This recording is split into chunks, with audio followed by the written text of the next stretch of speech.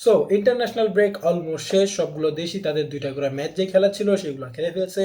কেউ world cup qualifier খেলছে, কেউ ফ্রেন্ডলি ম্যাচ খেলছে। অ্যান্ড সবগুলো ম্যাচ নিয়ে আজকের ভিডিও, সবগুলো ম্যাচ না, মোস্ট অফ দ্য ম্যাচ নিয়ে আজকের এই ভিডিও। অ্যান্ড সবগুলো ম্যাচ সেকেন্ড ডে ম্যাচ হবে। ফার্স্ট ডে ম্যাচ নিয়ে অলরেডি ভিডিও বানায় ফেলছি, তোমরা না দেখলে আমার লাস্ট ভিডিও দেখে আসতে পারো। সো আজকে আমরা কথা বলবো সেকেন্ড ডে ম্যাচ নিয়ে। অ্যান্ড সর্বপ্রথম কথা বলবো যে ম্যাচটা সর্বপ্রথম হয়েছে, যেটা হচ্ছে Brazil versus Japan. And Brazil lose to Japan. হ্যাঁ, ব্রাজিল 3-2 গোলে জাপানের কাছে হেরে গিয়েছে জাপানের মাঠে। অ্যান্ড জিনিসটা শকিং হলেও শকিং নাই, কারণ আমরা লাস্ট ম্যাচে দেখছি যে 5-0 গোলে কোরিয়াকে হারিয়ে দিতে, অ্যান্ড এখন তারা 3-2 গোলে জাপানের কাছে হেরে যাচ্ছে।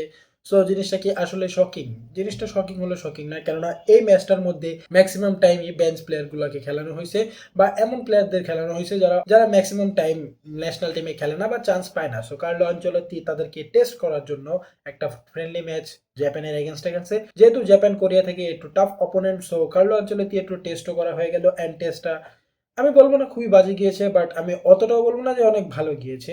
টেস্টটা হ্যাঁ মোটামুটি বাজে গিয়েছে, কেননা অনেকগুলো প্লেয়ারের কমতি দেখা গিয়েছে। অ্যান্ড একটা প্লেয়ার যে কিনা এত লাফালাফি করতেছিল লাস্ট ম্যাচে, ভিনিসিয়াস জুনিয়র, এই ম্যাচের মধ্যে ডাব্বা মারছে। সো হ্যাঁ, Brazil lost the game to Japan. Next ম্যাচটা হচ্ছে আর্জেন্টিনা ভার্সেস পোর্তোরিকো। সো এই ভিডিওটা লেট আপলোড হচ্ছে এই ম্যাচটার জন্য, এই কারণে ম্যাচটা সকালে হয়েছে ভাই। অ্যান্ড সবগুলো ম্যাচই অলরেডি রাতে হয়ে গেছিল। অ্যান্ড এই ম্যাচটার জন্য আমার ওয়েট করতে হয়েছে সকালে ম্যাচ দেখে, তারপর আমি সব কিছু করতেছি। সো হ্যাঁ, এই ম্যাচটার জন্য ভিডিওটা একটু লেট হয়েছে, but it was worth it, কেননা আর্জেন্টিনা পোর্তোরিকোকে 6-0 গোলের একটা বিশাল ব্যবধানে হারাই দিছে। And man of the match পাইছে ম্যাকঅ্যালিস্টার, কেননা সে দুইটা গোলও করছে অ্যান্ড টিমকে ভালো সাপোর্টও দিছে। অ্যান্ড একটা প্লেয়ার যে কিনা এত বয়স হয়ে গেছে, যার 38 বছরের লিওনেল মেসি, সে এখনো fully fit, fully ready for next world cup. কেননা এই ম্যাচের মধ্যে সে সবচেয়ে বেশি চান্স ক্রিয়েট করছে 5টা। অ্যান্ড শুধু যে চান্স ক্রিয়েট করছে এরকমই না, দুইটা অ্যাসিস্টও দিছে অ্যান্ড টোটাল 8টা শট নিছে। হ্যাঁ, Messi is still going on fully fit and he is ready for the next world cup. And আমরা আশা করবো মেসি থেকে একটা ভালো পারফরমেন্সই পাওয়ার নেক্সট ওয়ার্ল্ড কাপের মধ্যে, কেননা এটাই হতে যাচ্ছে তার লাস্ট ওয়ার্ল্ড কাপ। হ্যাঁ, এরপর আর ওয়ার্ল্ড কাপ খেলবে না মেসি। ওরকম না সারাদিন ট্রেন করতে থাকে, ওর বডি ফিটনেস ঠিক রাখবো যে 42 বছরে যে ওয়ার্ল্ড কাপ খেলবো, বা 42 বছরে ওই 1000 গোল চেস করবো। কেননা মেসি ওই টাইপের প্লেয়ার না, he has completed the football and now he is chilling and enjoying every game. And next যে ম্যাচটা নিয়ে কথা বলবো সেটা হচ্ছে স্পেন ভার্সেস বুলগেরিয়া। কেননা স্পেন বুলগেরিয়াকে 4-0 গোলের একটা বড় ব্যবধানে হারাই দিচ্ছে। সবগুলো বড় নেশনই ছোট ছোট নেশনগুলোকে হারাই দিতেছে, তো আবার বাজেভাবে। অ্যান্ড কেননা এগুলো ফ্রেন্ডলি ম্যাচ ছিল, তারা অলরেডি ওয়ার্ল্ড কাপের জন্য কোয়ালিফাই করে ফেলছে। সো তাদেরকে আর ওয়ার্ল্ড কাপ কোয়ালিফাইয়ের জন্য খেলতে হবে না। অ্যান্ড হ্যাঁ, এর জন্য তারা ফ্রেন্ডলি খেলে তাদের স্কোয়াডটাকে একটু টেস্ট করতেছে, স্কোয়াডটাকে একটু পলিশ করতেছে। অ্যান্ড এই ম্যাচের মধ্যে আমরা তাই দেখছি, কেননা এই ম্যাচের মধ্যে Spain totally dominate the game.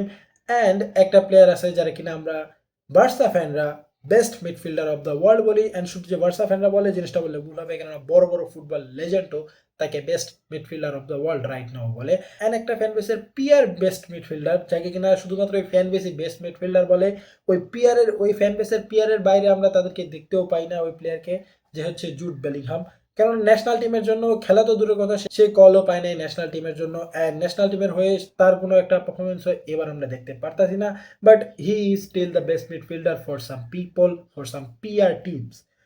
And এই জিনিসটাই তফাৎ করে যে পেদ্রি কোনো পরিমাণের গোল, কোনো পরিমাণের অ্যাসিস্ট করে নাই, still he got a standing ovation when he was substitute from the game. And হ্যাঁ, এটাই হচ্ছে পেদ্রি লেভেল। অ্যান্ড খেলাটা কোনো স্পেনের মাঠেও হয় নাই, বাইরে হয়েছে।